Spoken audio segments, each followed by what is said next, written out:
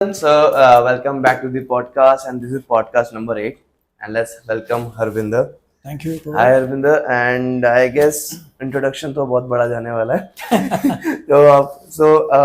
मेरा एजेंडा जो इस पॉडकास्ट का रहेगा वो मैक्सिमम फोकस रहेगा for corporate and how to increase your visibility and आपको कैसे उसको अपने आप को बेटर विजुलाइज करवाना है.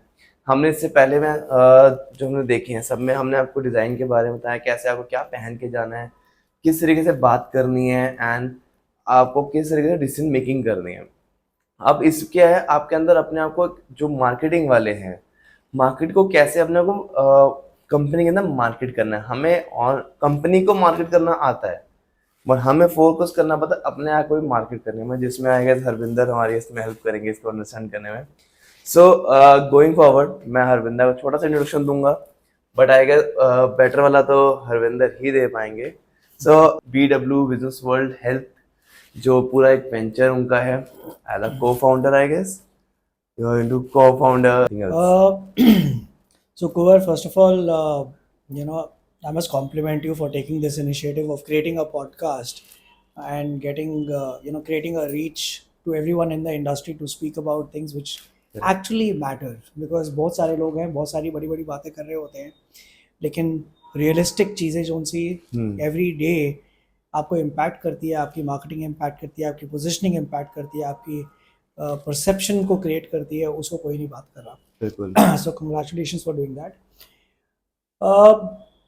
क्योंकि मैंने अपनी स्टडीज़ में स्पेशलाइज मार्केटिंग किया था, that's how marketing was a chosen field for me. Sales में मैंने अर्लियर ऑन फोकस नहीं किया, लेकिन अगर मेरे से कोई पूछे कि मेरा रिग्रेट क्या है, वो यही है कि मैंने सेल्स में शुरू में फोकस नहीं किया. ओके. मेरा फोकस हमेशा मार्केटिंग में रहा है, प्रोडक्ट मैनेजमेंट में रहा है, बिजनेस डेवलपमेंट में रहा है, बिकॉज मार्केटिंग इतना वास्ट फील्ड है कि advertising, marketing, sales, product marketing, personal branding, corporate branding, marketing is huge. तो मेरा फोकस जो सा रहा है पर्सनल ब्रांडिंग में रहा है, न्यू प्रोडक्ट डेवलपमेंट में, न्यू बिजनेस डेवलपमेंट में मेरी स्पेशलाइजेशन रही है. Initially, I got into it because of my studies, and then I've just gone with the You flow. just go with the flow and you start loving your work. Absolutely. So when it's come to the before BW, you have worked with which all companies and which all positions? So, Kuvar, मैं ना बहुत experimental रहा हूँ अपने career में. मैंने अपनी शुरुआत करी थी, इनफैक्ट मेरी कैंपस रिक्रूटमेंट एक एडवर्टाइजिंग फर्म के साथ थी, बट मैंने वो ज्वाइन नहीं किया. और मेरे को जो फर्स्ट जॉब ऑफर मिली बाहर, that was with a company which was into manufacturing of tires, one of the largest manufacturers of tires in the country. But somehow I was looking for something more exciting, something more newer in the industry. तो मेरे को कुछ नया करना था. तो मैंने इन सब चीज़ों को छोड़ के I got an opportunity to work with a company which was a multimedia company, and it was a new company, though a part of a listed group, but it was a new venture at that point in time. तो मैंने multimedia company के साथ शुरुआत करी. वहाँ पे I got trained as a management trainee, then focused on product development, product management, and then I even went overseas to set up office for them there. So मुझे काफ़ी अच्छा एक्सपोजर मिला. I was very very lucky in my first job. आपको ऐसी opportunity मिले.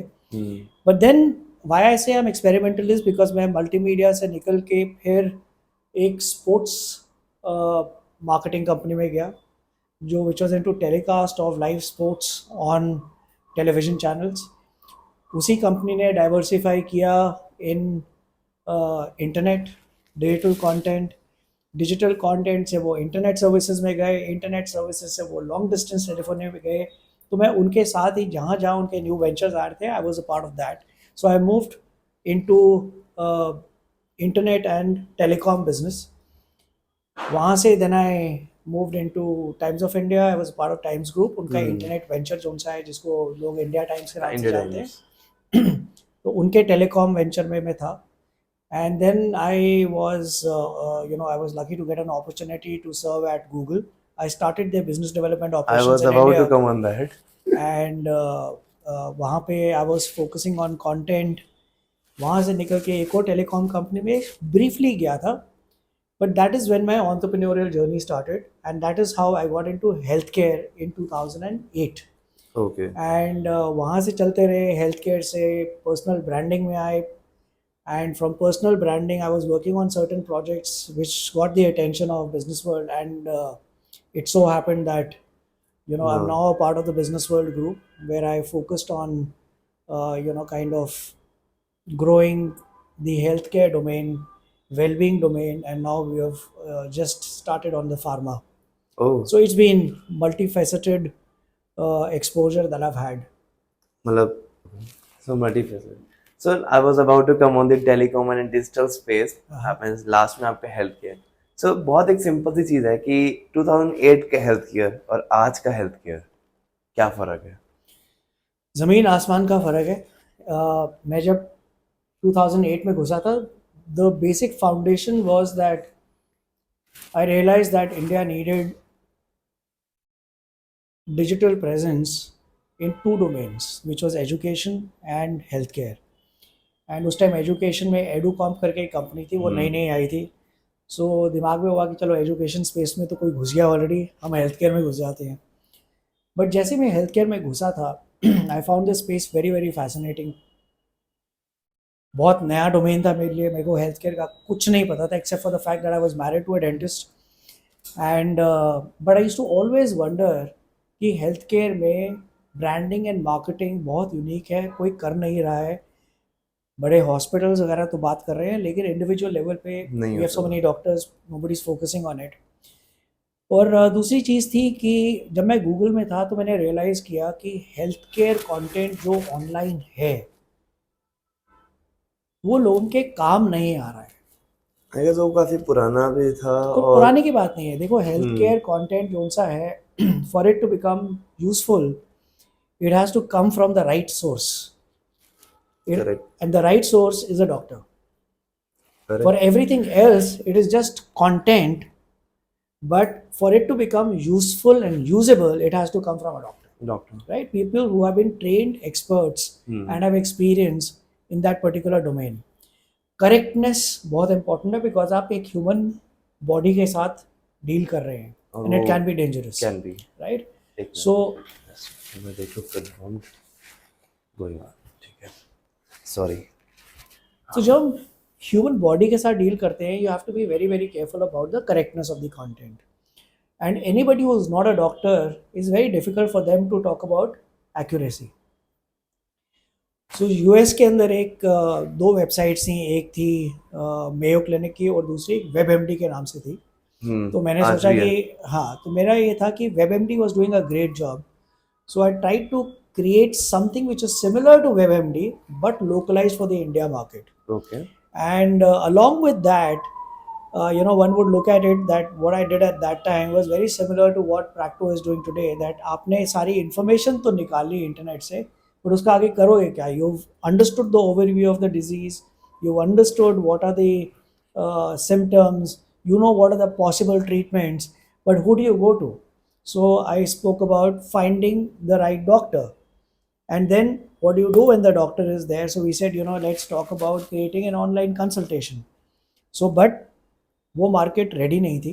तो coming back to your question कि उस टाइम के हेल्थ केयर में और अभी के हेल्थ केयर में क्या फ़र्क है. One, I think the technology wasn't advanced enough to do what we can do today. तो बहुत लिमिटेशन थी. दूसरी चीज़ ये थी कि उस टाइम लोगों का इंटरेस्ट भी सीरियस हेल्थ केयर में नहीं था. हेल्थ केयर नीड बेस्ड है. आज आपको बुखार होता है तो आप डॉक्टर के पास जाते हैं, उससे पहले आपको कोई ज़रूरत नहीं लगती है. उससे पहले अगर देखेंगे तो केमिस्ट के पास भी चले, अगर बुखार होगा तो डॉक्टर के पास नहीं, फार्मासिस्ट के पास जाएंगे. उस समय हेल्थ केयर के नाम पे सिर्फ वेट लॉस होता था, ग्रूमिंग होती थी, बॉडी बिल्डिंग होती थी. So it was more outside perspective to what you look like. So that was तभी आप उस टाइम के अगर मैगजीन्स भी देखेंगे तो focus was on food, nutrition, wellbeing, इस चीज़ के ऊपर था. How to lose weight, how to build your body, how to look good, Correct. So that was the focus. Today post pandemic लोगों को हेल्थ केयर की इंपॉर्टेंस पता चल गई। अब जाके थोड़ा रिसर्च होती है before going to doctor I guess they start researching about it but as sometime I feel that before going to doctor जो अपनी इनकी अपनी रिसर्च होती है वो होती तो हाफ बेक्ड है देखिए बिल्कुल ठीक बात है। एंड वो भी बिकॉज डेंजरस है जब आपको कोई क्वेश्चन होता है आप सबसे पहले गूगल गूगल करते हैं, तो आप ऑनलाइन जाते हैं एंड ऑनलाइन पे all the sites, I mean Google भी वही थ्रो करता है जो अवेलेबल है पब्लिक डोमेन अवेलेबल में, करने वाले तो ठीक है ना। सो इसीलिए मैं कहता हूँ कि it is important for us to bring in the right content online, so that when sites like Google, when search engines like Google throw in the information, it is sending you information which can be useful and usable. correct. Like you have told me that yes get into this 2008 and 2009 हमने health की बात की थी but 2008 और 2024 में online और offline में कितना फर्क हो चुका है आई गेस उस टाइम पे ऑनलाइन का मुझे लगता है इतना ज़्यादा वो था इतना रेशो था मार्केट में 2008 में देखिए उस time online was at the cusp of taking off. Hmm You know, one of my experiences was that mobile as a piece of technology was not as evolved, correct ठीक है ना। सो हम push marketing पे ज़्यादा focus करते थे कि हम किसी तरीके से इंफॉर्मेशन पहुंचाएं लोगों पहुंचा के दें पास, मास मीडिया में, न्यूज़पेपर में, मैगजीन में, ऑनलाइन में हमारी वेबसाइट्स होती थी। लेकिन वेबसाइट भी अगर आपने बना दिया, in fact I am very popularly known to quote this that having a website is like buying a new shirt. Unless you let the world know that you have a website, it is And like, it is you know, nobody waste. knows about it. Waste है So आपको उसके लिए भी marketing करनी पड़ती है, ठीक है ना। Everything is So need what has typically changed is कि पुश मार्केटिंग से पुल मार्केटिंग की तरफ आ गए हैं। It is more personalise today, उस टाइम पर्सनलाइज नहीं थी। चाहे आप ऑनलाइन की बात करें, चाहे आप जो ऑफलाइन की बात करें। ऑफलाइन की भी मेरे को ऑफलाइन का इतना एक्सपीरियंस था नहीं, मेरा एक्सपीरियंस मोस्टली ऑनलाइन का था। मेरे लिए offline was just a kind of a push towards bringing audience to understand हमारा ऑनलाइन कुछ हमारा है, ऑनलाइन कुछ है ठीक है। आई गेस उस So, टाइम पे वो इतना इवॉल्व नहीं था और हाँ, उस टाइम पे तो वो मेरा हो रही अंडरस्टैंडिंग थी ज़्यादा ऑनलाइन की थी, और ऑनलाइन के अंदर उस टाइम पे पुश फोकस्ड होता था, अभी पुल फोकस्ड है। अब तो काफी ज्यादा ही फुल फोकस बट अब इसके आगे एक और आ रहा है वो है एआई एब्सोल्युटली। अब एआई ने तो आई गेस काफी चीजें ऐसी मार्केटिंग को भी इम्पैक्ट करा है इसमें तो अब मुझे लगता है कि जहाँ तक हमारी जो मार्केटिंग में लोग कहते हैं कि यार सेल्स भी अफेक्ट नहीं होगी but there I have seen multiple people but उनके बहुत बड़े न्यूट्रल से रहते हैं कि नहीं हमारी मार्केटिंग में कुछ नहीं होगा था बट डू यू थिंक कि एआई इफेक्ट करेगा मार्केटिंग में पूरी इंडस्ट्री में ये बात करेगा देखिए एआई बहुत इफेक्ट करेगा एंड पॉजिटिवली इफेक्ट करेगा, बिकॉज देखिए you know even when you do something which was not technology driven, the best way to sell is to not sell, right. आप जब जाते हैं, it is so much more easier to sell and market something which is the need of the customer, right? What AI does is it is already there in touch with the customer and is picking up stuff, so you know the user's pattern, behavior, preferences, etc., right? Yes, And they you all are have able to, power. with the help of AI, tailor your communication and conversation with the buyer. So your probability of selling is much higher because you are offering something which is seen as a need by the Need other of person. it. So And I you already think know AI, it. I think AI will help there. Second is it is personalized. Third very important thing that AI can do in the future, I don't know if it is able to do it right now or not, but if there is a need that has been identified, it is real time offer which is going there, ठीक है ना। वो better होगी क्योंकि जिस समय वो user को नीड दिख रही है और एआई उसकी प्रेफरेंसेस को आइडेंटिफाई कर पा रहा है, तो वो उसी समय ही उसके सामने ऑफर ला सकता है। ऑफर आ सकता है and I guess AI knows better than us कि what is required at what time and at what place उसके साथ अगर हम गूगल की एल्गो की बात करें वो इस टाइम यही गेम खेल रहा है और आई गेस ये काफी टाइम से खेल रहा है उस चीज देखिए को क्या होता है कि AI is able to do one thing which humans because of limitation of time and access are not able to do, which is that आप एक समय पे एक कस्टमर को या एक सेट ऑफ कस्टमर्स को आप फोकस कर रहे हैं, ठीक है, but AI enables you to personalize for many people individually for them, ठीक है ना. सो जो बेनिफिट है और अबिलिटी टू टारगेट है वो एक्सपोनेंशियल है. So it is, imagine you have hundreds of sales people who are focusing on each one, focusing on each customer. So मेरे को लगता है कि that is where the difference is going to be when we are looking at the impact of AI in marketing. The ability to personalize, the ability to create something which is contextual to their need, right? And serve them with what will actually benefit them or what could benefit them. I guess this is the new way I've thought of.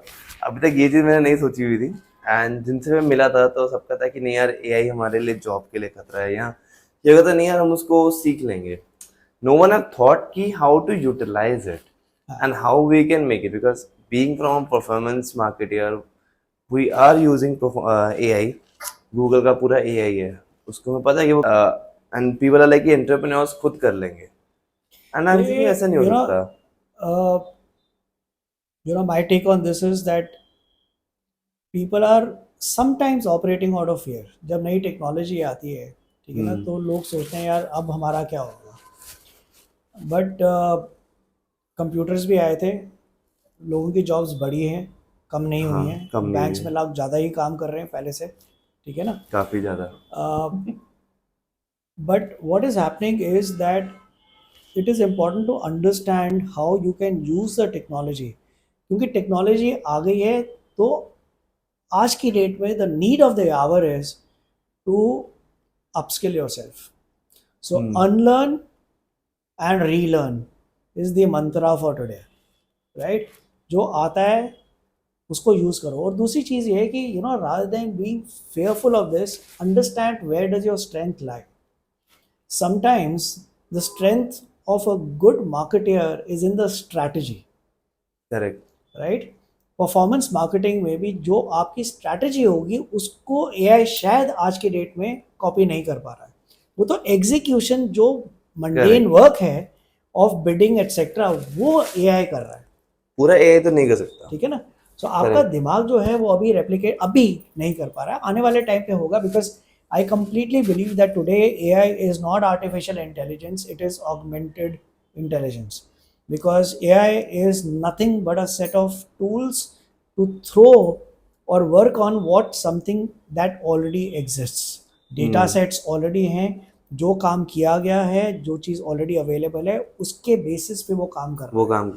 But आने वाले time पे शायद ये हो सकता है जब वो रियली आर्टिफिशियल इंटेलिजेंस होगा, जब वो अपने दिमाग से अपने आप चीज़ें क्रिएट करने लगे. Then it would be a major artificial intelligence. You're truly coming on that कि अभी तो नहीं, अभी वो एग्जीक्यूशन पार्ट सिर्फ देख पा रहा है, बट आप सोचो कि skills matters.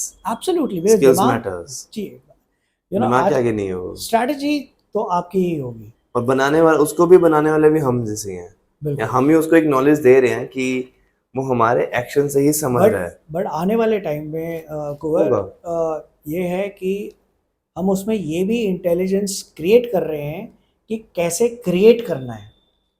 So self creation mode में जब AI चले जाएगा, that will be when the real artificial intelligence will be. it's unimaginable how powerful this tool can be in the future. That will be a dangerous time. It will be a dangerous, and but I guess till then people will going to learn a lot. They know how to handle it as well. आज जैसे हमें पता है कि आज जितना AI अभी चल रहा है उसको कैसे हैंडल करना है, उस टाइम पे लोग अपनी स्किल्स इतनी बढ़ा चुके होंगे कि उसको भी कैसे हैंडल करना है. Willingness to learn and upgrade is very very important. And this is not. आप पेंडेमिक से पहले आप मेडिकल फील्ड में I don't know if you've seen the doctors जो थोड़े से एज में सीनियर हैं, वेल एक्सपीरियंस्ड डॉक्टर्स हैं, they had the iPhone but they were not using the features of iPhone for them.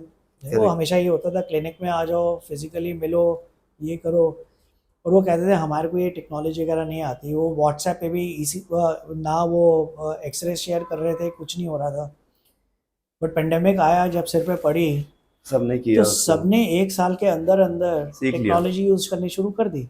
तो अगर विलिंगनेस होगी तो आप टेक्नोलॉजी को अडेप्ट कर लेंगे. आप प्रोएक्टिवली अडेप्ट करें या मजबूरी में अडेप्ट करें, that is the only choice that you have. And यहाँ पे मैं एक चीज़ और है, just this is more for the marketeers, और हम लोग मार्केटियर्स के रिगार्डिंग हम कर रहे हैं कि आने वाले टाइम में मार्केटियर्स पे आएगा, but everyone they should start studying about the AI.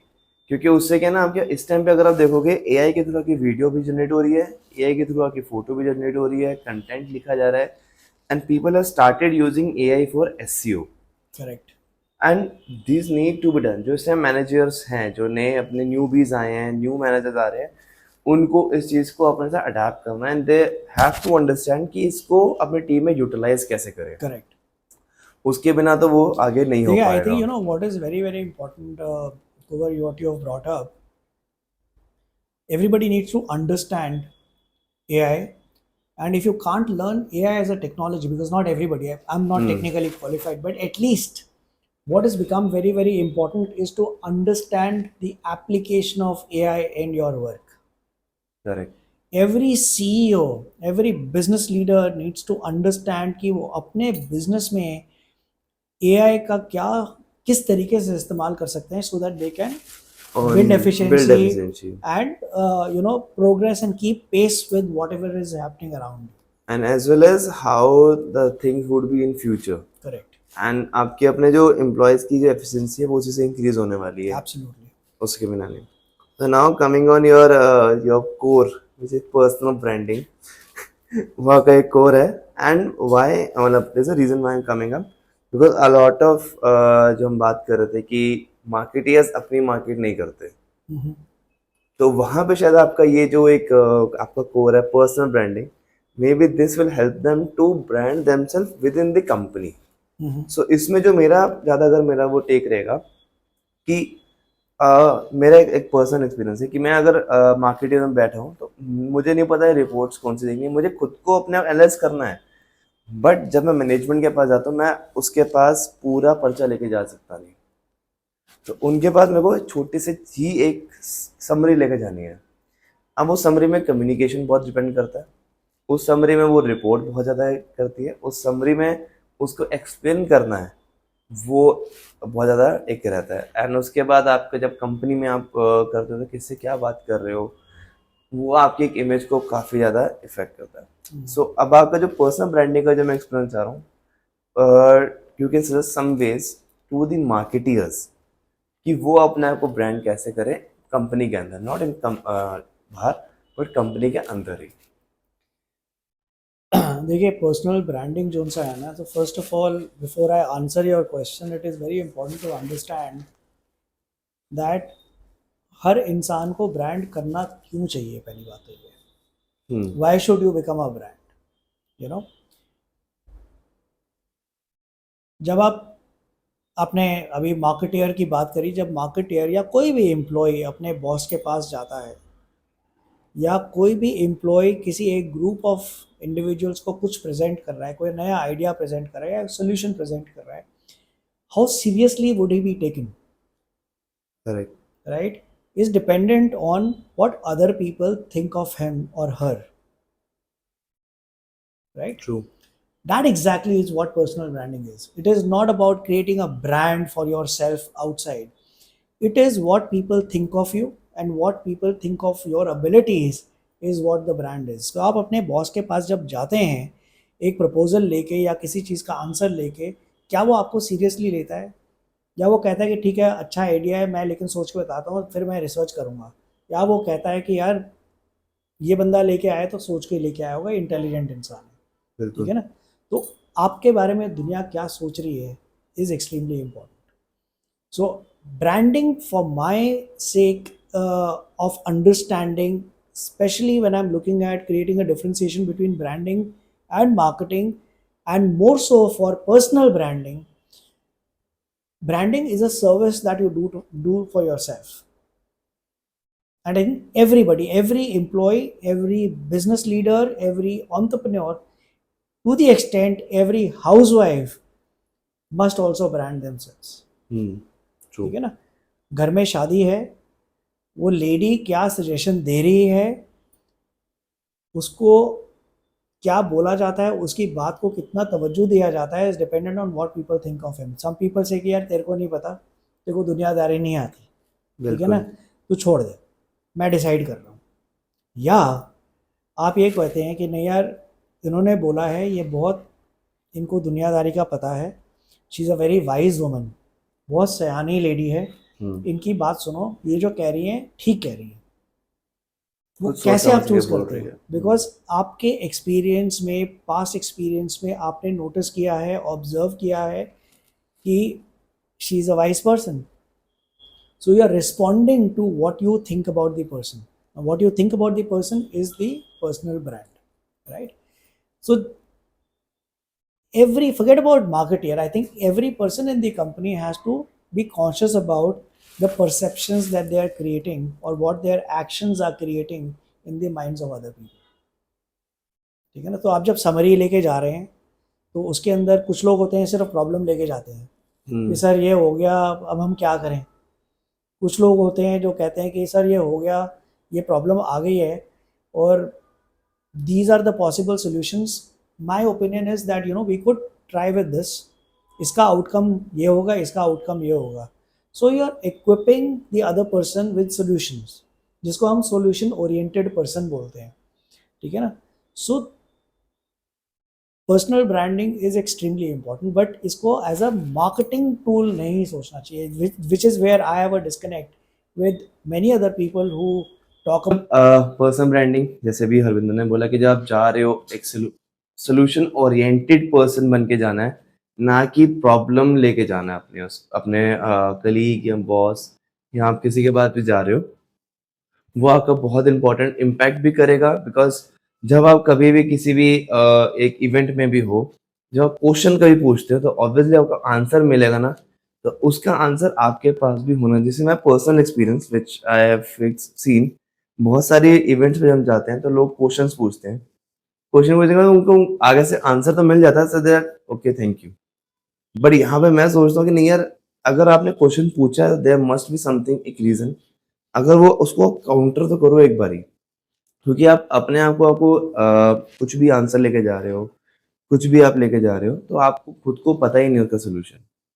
तो नहीं, ठीक बात है, आप बिल्कुल सही कह रहे हैं, but what you are saying is that don't ask a question for the sake of asking a question. Correct. Obviously there is something in your mind which you are trying to clarify, for which you have asked a question.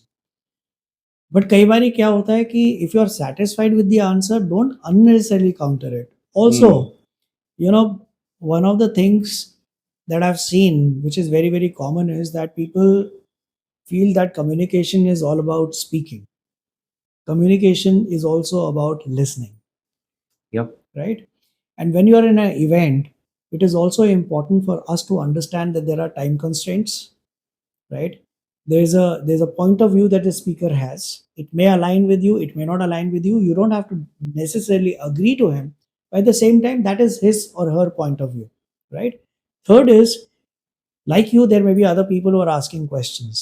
So you have to be mindful of the whole environment out there. But yes, what happens is so many times people do not ask a question which is there in their mind. कि उनको लगता है कैसा you know, लगेगा.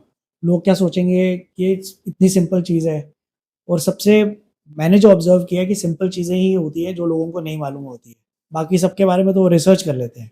Basic चीज सब भूल जाते हैं. हाँ. और so I think that is where it is. Communication is extremely important. It is also a beautiful tool to get visibility. When you stand up and ask a question, you are also introducing yourself. People do not realize that it's an opportunity for you to introduce your work and the business that you represent, right? To hundreds of people who are there in an environment बिल्कुल. at an event, sure. Right. So सिर्फ speaker की visibility नहीं है, even जो question पूछने वाला है उसको भी उसकी एक visibility अपॉर्चुनिटी है for visibility. And if you ask intelligent questions then, and intelligent का ये मतलब नहीं होता कि बहुत आपने ताबड़तोड़ क्वेश्चन पूछा है, but something which is relevant to the conversation that is going on and is genuinely something which could be a question that not only you have, but you may be doing this, a lot of People. service to other people, because 10 और लोग होते हैं जिनकी वही query होती है, लेकिन उनमें हिम्मत नहीं होती है हाथ खड़ा करके क्वेश्चन पूछने। जिसकी communication strong and they know what to ask, वही ये चीज कर पाएंगे। Correct. क्योंकि बहुत चीज लोग देखे जो उनको पता है क्या पूछना है, but again they get confuse और नहीं पूछ पाते हैं बिल्कुल, उसको। 32 minutes, that's great। पूरे